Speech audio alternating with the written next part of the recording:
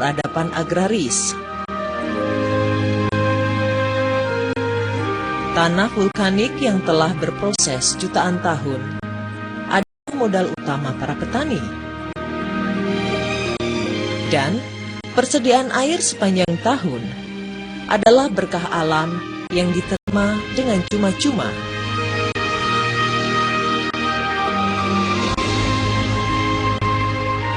Air tawar yang hanya tersedia 3% dari seluruh persediaan air di muka bumi menjadi sumber kehidupan. Semua orang kemudian mengamini air adalah sumber hidup. Rahayu.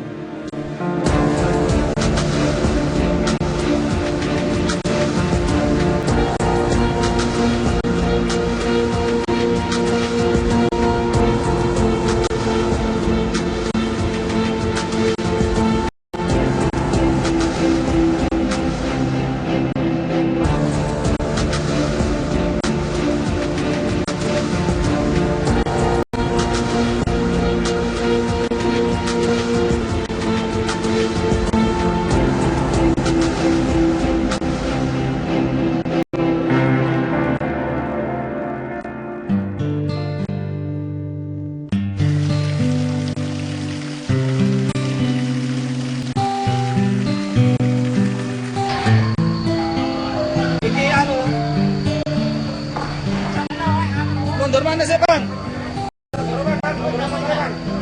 Mundur mana ditingkas? Pan.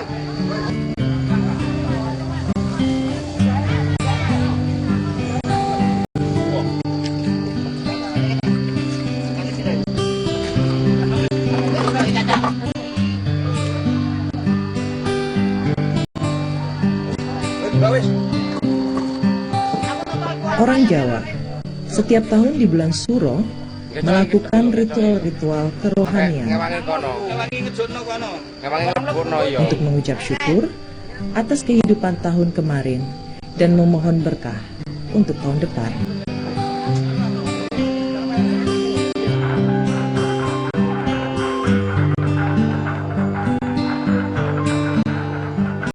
Ditandai dengan membersihkan diri dan tempat tinggal serta elemen yang memberikan manusia hidup.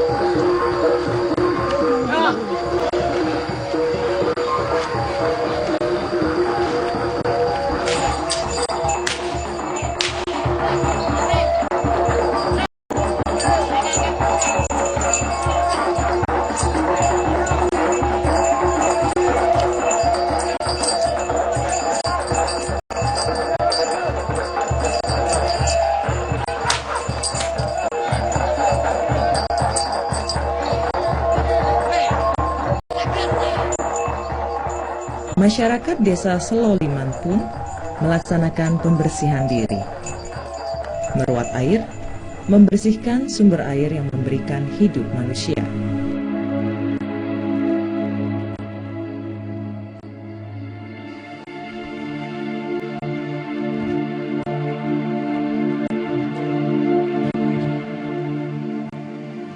Kawruh sing wonten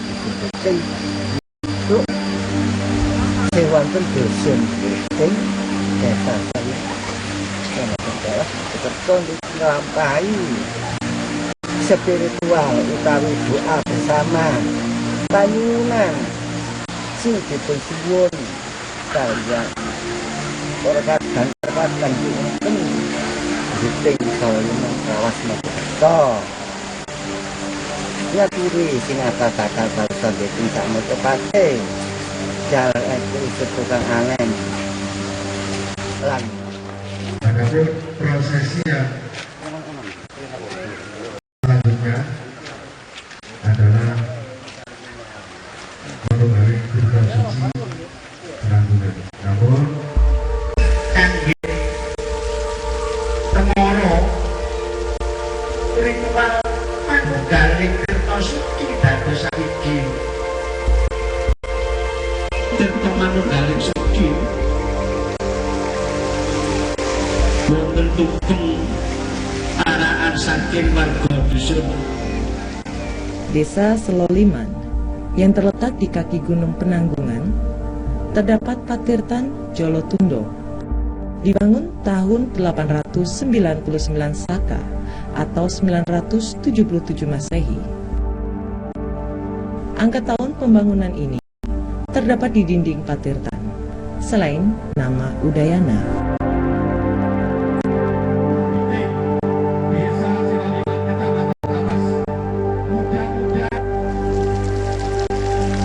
Menurut kisah, Patirtan ini dibangun oleh Udayana sebagai bersyukur atas kelahiran anaknya Airlangga tahun 991 Masehi. Hasil pernikahannya Mahendradatta dari wangsa Isyana Kerajaan Medang. Airlangga kemudian dikenal sebagai raja besar kerajaan Kahuri ini digunakan Airlangga untuk mengasingkan diri.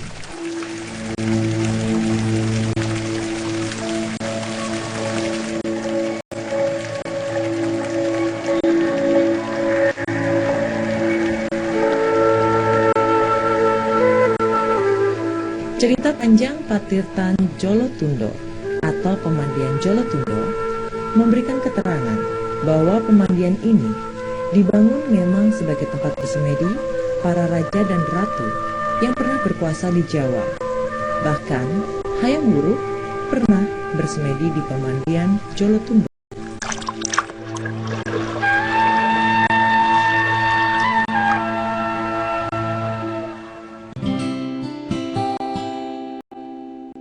Hingga hari ini, pemandian Jolotundo tetap menjadi tempat bagi pelaku ritual sebagai tempat suci untuk mendapatkan dipercaya akan kehidupan yang lebih baik.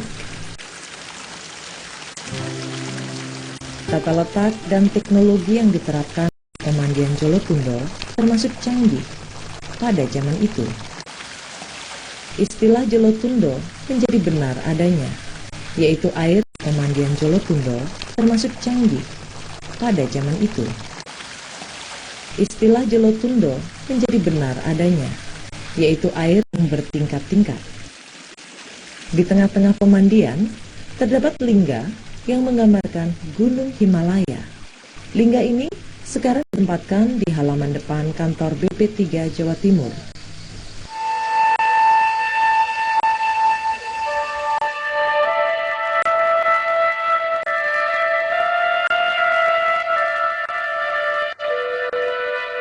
Sedangkan pusat dari pemandian ini adalah Arca Wisnu Naik Garuda yang sekarang menjadi koleksi Museum Trowulan. Airlangga digambarkan sebagai Wisnu atau bisa disebut Airlangga Naik Garuda.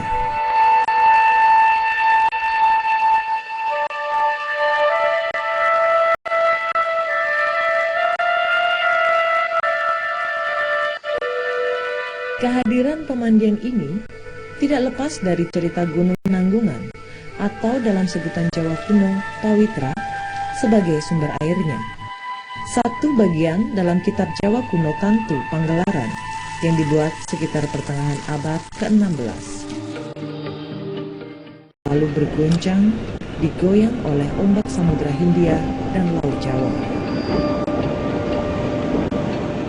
Para dewa di Kayangan berusaha menghentikan goncangan Jawa Dwipa.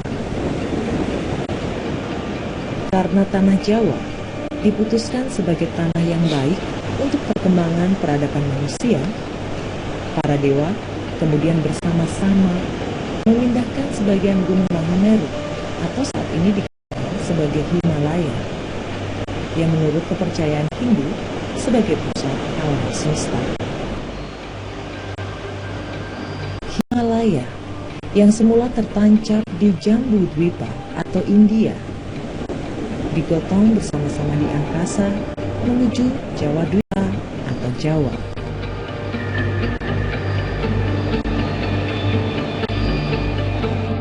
Selama perjalanan, bagian-bagian Gunung Mahameru berguguran. Maka terciptalah rangkaian gunung-gunung dari Jawa Barat ke Jawa Timur.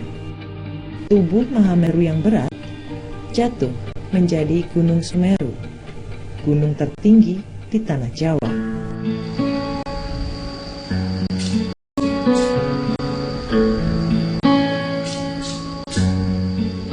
Sedangkan puncak Mahameru dihempaskan oleh para dewa dan jatuh di daerah Mojokerto menjelma menjadi Gunung Penanggungan, atau dahulu dikenal dengan nama Pawitra yang berarti kabut. Kisah inilah yang menjadi alasan Gunung Penanggungan adalah gunung suci bagi penganut Hindu.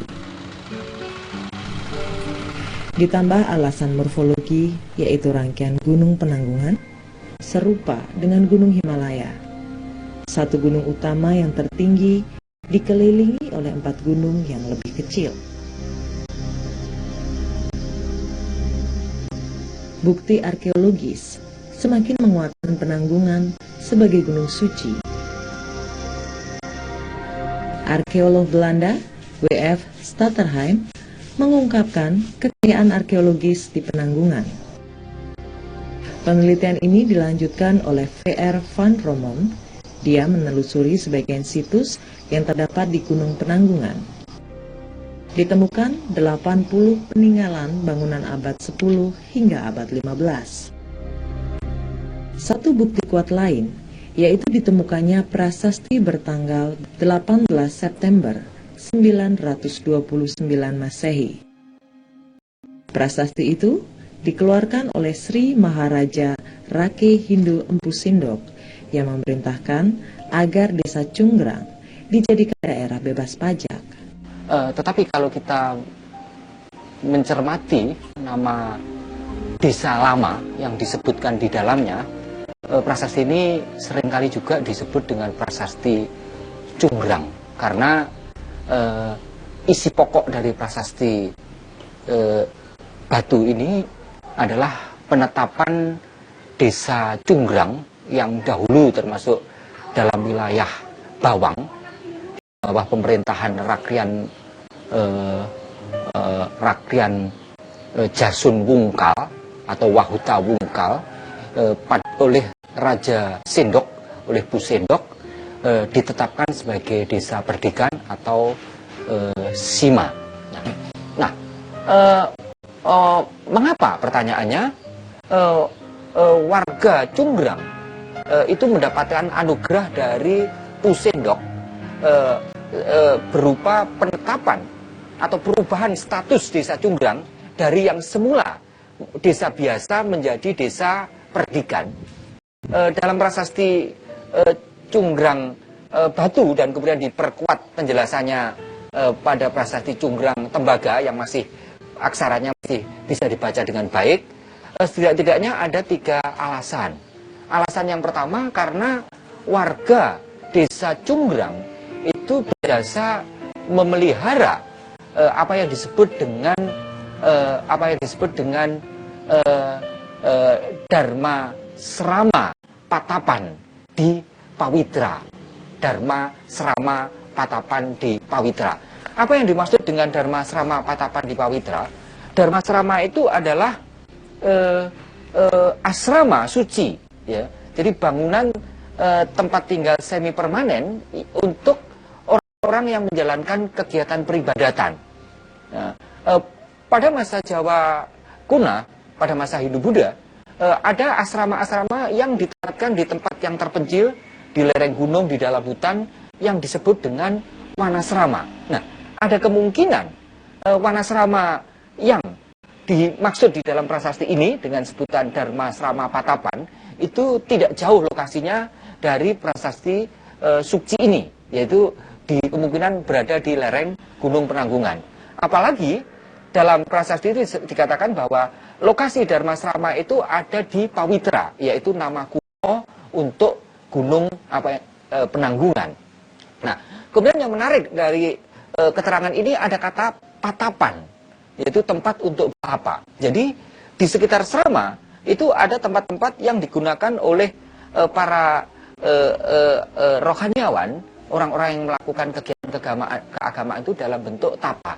Nah, Dharmasrama inilah yang nantinya menjadi cikal bakal dari Karsian Ring Pawitra. Jadi tempat tinggal para resi yang berlokasi di Pawitra, yang disebut-sebut di dalam kitab Negara Kertagama, yaitu pada pupuh 75 sampai dengan 78, dikatakan bahwa Karsian Pawitra itu merupakan salah satu di antara 7 Karsian yang utama pada masa Majapahit. Bahkan Hayam Wuruk pun sempat setelah berkunjung ke Candi Jawi itu singgah di Karsian Pawitra. Dari prasasti dapat disimpulkan kegiatan kerohanian di Gunung Penanggungan sudah dilakukan sejak abad 10. Peninggalan-peninggalan yang disebutkan dalam prasasti ini masih bisa dijumpai di Desa Wonosonyo, Kecamatan Gempol, Pasuruan.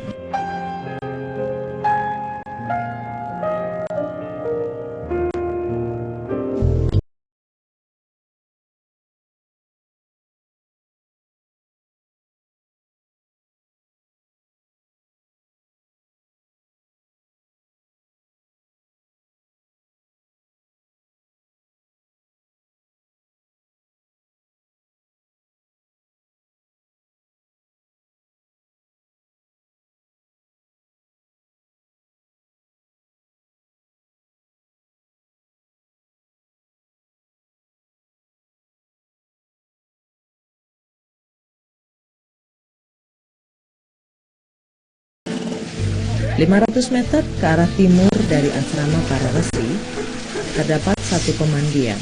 Pemandian ini difungsikan sebagai tempat para resi melakukan ritual penyucian diri dengan air atau daksa air untuk memenuhi kebutuhan keseharian para resi.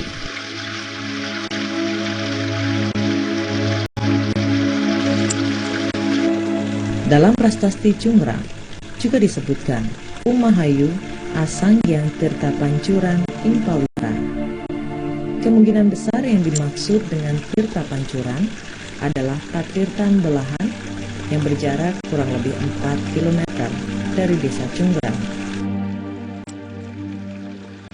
Patirtan Belahan adalah kolam suci yang dilengkapi dengan 2 arca pancuran, yaitu arca Dewi Sri dan arca Dewi Laksmi.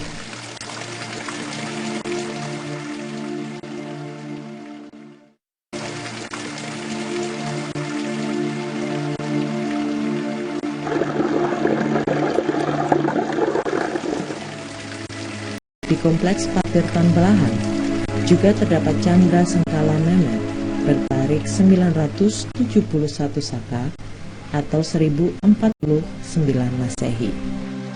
Ini adalah salah satu di antara 2 petunjuk angkat tahun yang berkenaan dengan Patirtan Belahan. Jadi ada 2 petunjuk tarikh. Yang pertama adalah prasasti Cungrang, dan yang kedua adalah petunjuk angkat tahun yang dalam hal ini berbentuk Candra Sangkala Memet. Candra Sangkala Memet adalah petunjuk tahun yang digambarkan dalam bentuk gambar atau pahatan yang mengandung unsur kalimat, dan kemudian kalimat itu bisa diangkakan. Gambar ini menunjukkan raksasa yang tengah menelan bulatan. Yang disebut bulatan ini ada 2 kemungkinan, bisa candra atau bulan, atau bisa juga matahari.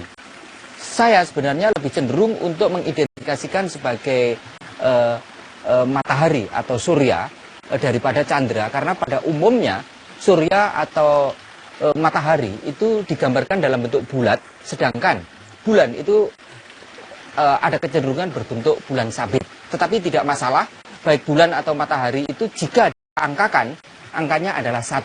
Sementara raksasa atau dalam hal ini dibaca Rahu, itu jika diangkakan adalah 9. Kemudian di sekitar raksasa yang tengah menelan bulan atau matahari itu ada 3 tokoh yang digambarkan berperut buncit, kemudian berjenggot dan mengenakan semacam surban, yang sebenarnya ini adalah Jata Makuta. Itu ada 2 di bawah, 1 di atas.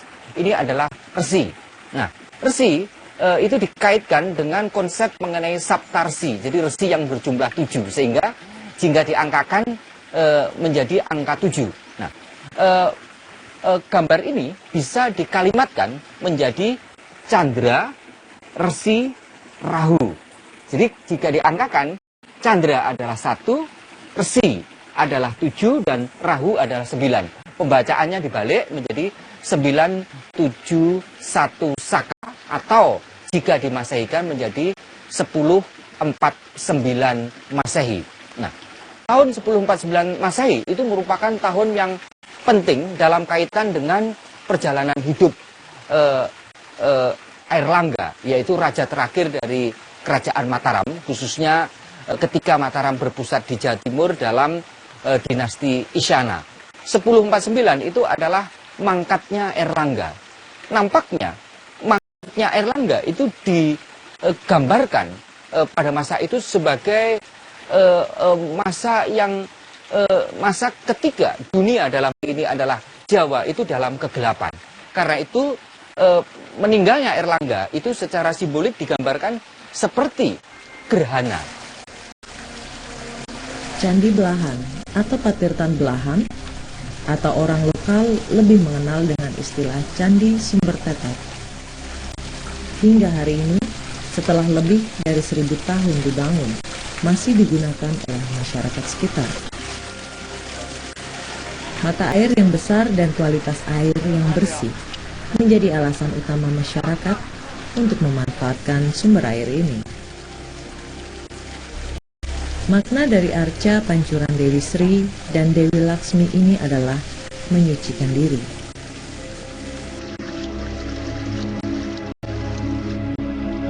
Air yang keluar dari Gunung Suci Penanggungan dimasukkan dalam sistem pengairan dan keluar dari arca pancuran Dewi Sri dan Dewi Laksmi.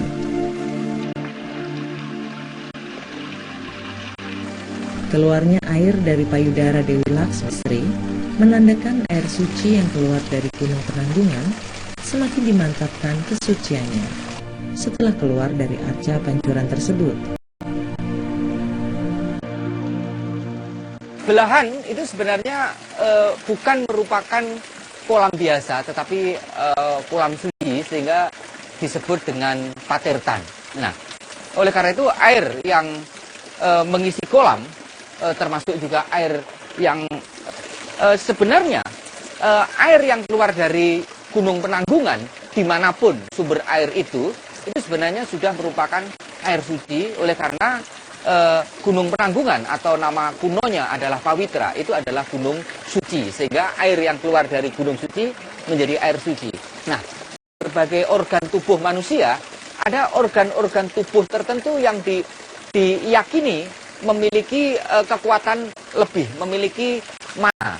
Misalnya adalah mata, mulut, kemudian payudara, kemudian kelamin, kemudian pusar. Ini adalah organ-organ tubuh tertentu yang dianggap memiliki kekuatan gaib, itu ya. Nah, dari payudara akan memberikan kehidupan bagi anak. Oleh karena itu, air yang keluar dari payudara ini adalah air yang diyakini mengandung daya penghidup, ya, daya kehidupan. Oleh karena itu bisa dikatakan bahwa air ini adalah air kehidupan, ya, air yang memberikan hidup. Inilah yang merupakan salah satu arti dari Tirta Merta, air keabadian, air kehidupan. Karena berkurang, debit air arca pancuran Dewi Sri tak lagi mengeluarkan air.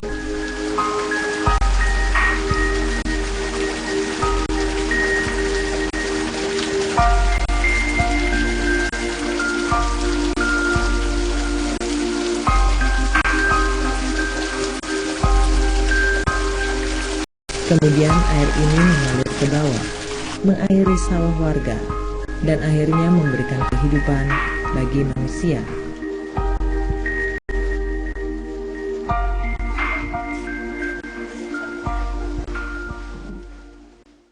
Allahu Akbar, Allahu Akbar. Air adalah sumber hidup. Air digunakan umat manusia dalam setiap sisi kehidupannya. Bagaimana tidak, Tubuh manusia sendiri dibentuk oleh susunan tata air yang canggih.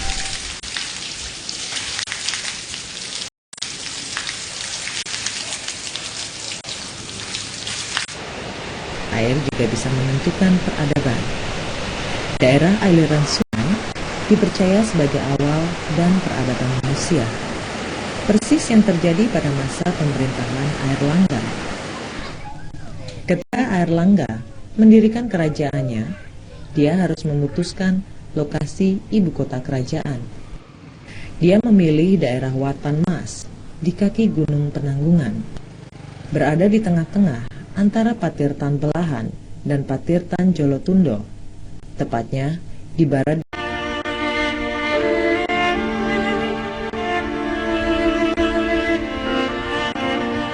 Saat ini daerah Watan Mas lebih dikenal dengan sebutan Jedong, berasal dari kata gedong atau rumah yang terbuat dari batu. Lengkapnya adalah Watan Mas Jedong, tapi orang umum lebih mengenal dengan sebutan Desa Jedong.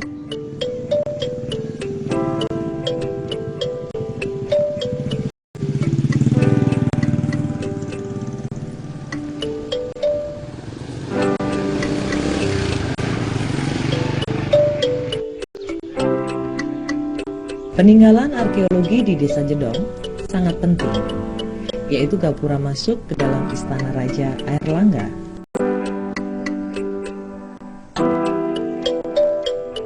Jejak-jejak air bisa dilihat jelas di sisa-sisa peninggalan Raja Airlangga. Indikator bahwa itu adalah bekas Patirtan tampak pada adanya saluran air. Ini ada satu lubang tempat memasok air yang ukurannya besar, yang berasal dari area di belakang gapura. Nah, air yang keluar dari saluran air ini dan ditampung dulu ke dalam bak ini, bak yang berbentuk persegi ini, bahkan juga dilengkapi dengan tangga untuk turun. Ini maksudnya adalah untuk pengindelan, jadi untuk mengendapkan lumpur, agar air yang kemudian mengisi Patirtan ini air yang sudah bersih dari lumpur, jadi air yang sudah jernih. Nah, setelah diendapkan barulah air itu keluar lagi melalui ini saluran ini kemudian mengisi ke dalam kolam. Nah, inilah yang menjadi areal dari Patirtan, cukup luas. Nah, dinding-dindingnya masih tampak dengan jelas. Ini adalah dinding Patirtan, terus sampai batas baratnya, sampai ke sini. Nah, seharusnya ini masih merupakan struktur bata lagi ke arah utara, dan kemudian sampai ke pojok, belok lagi ke arah timur. Nah, di sisi timur masih kita dapati. Jadi luas Patirtan itu kurang lebih seluas ini. Dari jejak arkeologis ini, sumber air untuk menghidupi ibu kota dapat dilacak. Tak jauh dari pintu masuk keraton, terdapat sumber air yang sangat besar.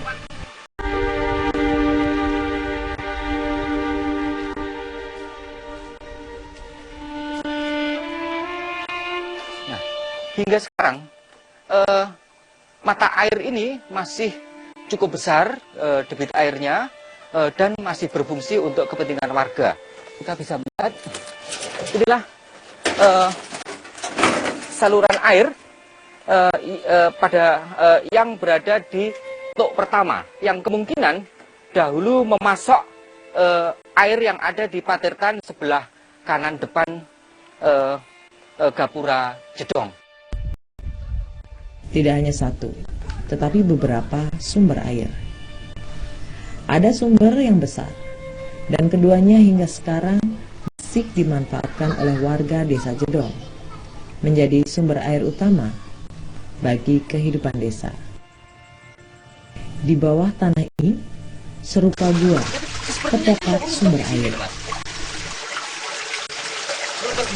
Jika dilihat dari pipa-pipa PVC yang menyalurkan air ke desa cukup masuk akal jika mata air yang terdapat di Jedong memang cukup besar.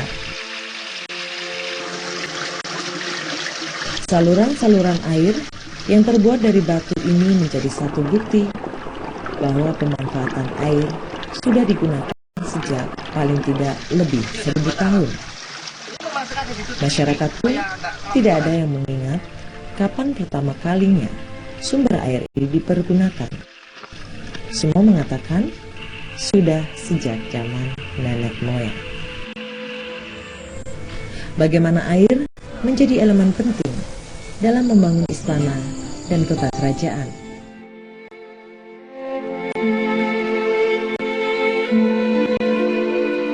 Air adalah sumber hidup dalam arti sebenarnya, dan juga dalam arti air adalah komoditas di dunia modern ini.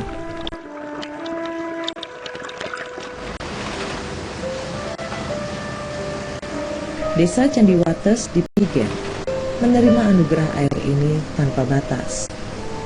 Air melimpah ruah, bahkan seperti tak ada habisnya. Sumber air Prigen, nama ini cukup kondang di Jawa Timur. Dikenal karena air 6.000 liter air. Satu pipa pengisian ini bisa memenuhi 50 tangki air.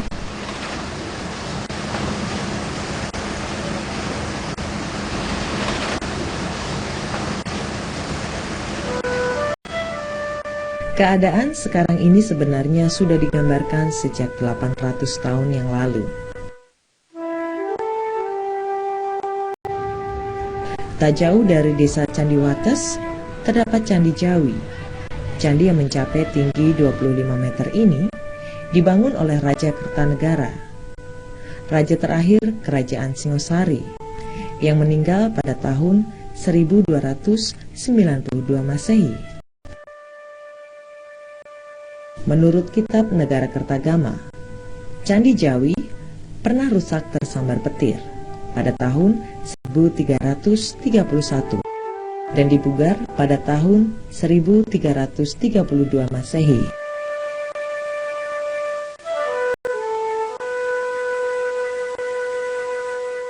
Relief yang dipahatkan di Candi Jawi memberikan gambaran lingkungan Candi Jawi pada masa lampau, dan beberapa suasana nyata itu masih bisa dilihat hingga saat ini.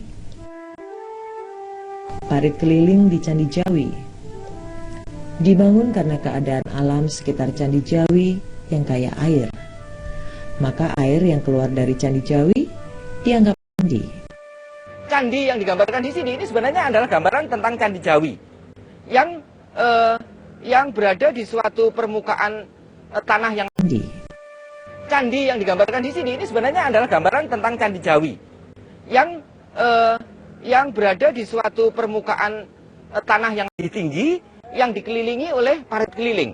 Jadi parit keliling yang mengelilingi Candi Jawi itu sebenarnya adalah parit lama, bukan bentukan sekarang. Jadi memang sejak semula seperti itu. Kemudian di depan Candi Jawi ada Candi Perwara. Sekarang yang berdiri di atas platera. 3 Candi Perwara ini sayang sekali sekarang sudah rusak, tetapi platforanya masih bisa kita lihat. Itu yang ada di sebelah timur candi. Nah, air yang mengisi parit ini dari sini, dari pojok sebelah barat selatan, ya, di pojok sebelah barat selatan ini air mengisi parit keliling ini. Kemudian keluarnya itu di pojok utara timur. Oleh karena itu fungsi parit keliling ini sebenarnya adalah bisa dipergunakan untuk mengukur debit air tanah pada sepanjang musim. Sehingga akan terlihat bahwa pada musim kemarau air yang berada di dalam parit itu akan surut karena air pada sumber airnya juga surut. Ya, nah ini sangat penting bagi petani untuk memahami tentang cadangan air tanah. Keadaan sekarang berbeda sama sekali dengan keadaan yang digambarkan di relief candi. Parit keliling tidak lagi berfungsi sebagai parit, yaitu debit air yang masuk berlebih, maka air keluar dari saluran masuk. Parit dalam berukuran besar ini pada awalnya sebagai pengontrol debit air dan sebagai media penyalur air ke daerah pertanian tidak lagi berfungsi. Parit keliling yang ada di Candi Jawa itu setidak-tidaknya kehilangan dua fungsi. Yang pertama kehilangan fungsi religisnya, yang semula ini merupakan media sakralisasi untuk menjadikan air profan itu menjadi air sakral, sehingga air yang dialirkan ke persawahan yang semula menjadi air sakral itu sebenarnya merupakan media untuk memonitor debit air tanah di sepanjang musim. Itu sudah juga tidak lagi berfungsi karena baik air yang memasuk ke dalam parit ataupun air yang keluar dari parit itu terpotong saluran air bawah tanah dari kedua sisinya, sehingga secara teknis kehilangan fungsinya sebagai media sirkulasi air untuk memonitor debit air. Sekarang fungsi jadi jauh.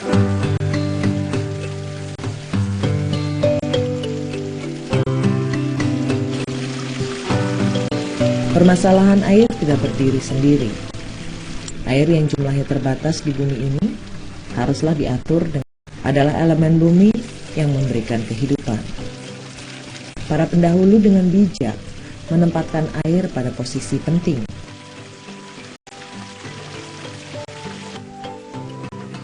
Air dirawat, dipelihara, dan disakralkan. Penyakralan bukan untuk menjadikan air tak tersentuh, tapi penyakralan ini agar air tetap lestari dan dapat menghidupi peradaban manusia. Banyak hal yang bisa dipelajari dari peninggalan-peninggalan yang sudah berusia tua ini. Di beberapa patirtan, air tak lagi keluar deras. Arca-arca pancuran tak lagi berfungsi karena debit air yang semakin berkurang.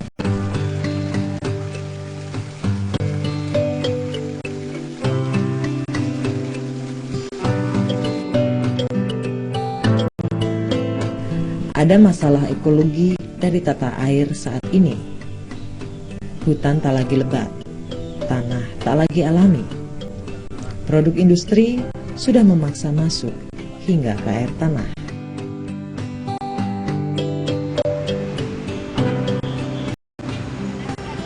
Jumlah manusia semakin bertambah, kebutuhan akan air semakin tinggi. Air yang dahulu adalah anugerah cuma-cuma dari semesta menjadi mahal. Peradaban tua yang sudah dibangun pendahulu tinggal menjadi romantisme. Sejak terjadinya bumi ini, air tetap pada esensinya. Air tetap menetes dari langit, mengucur dari atas, mengalir di setiap lekukan bumi, mengisi kolam-kolam manusia, dan tetap menjadi sumber hidup.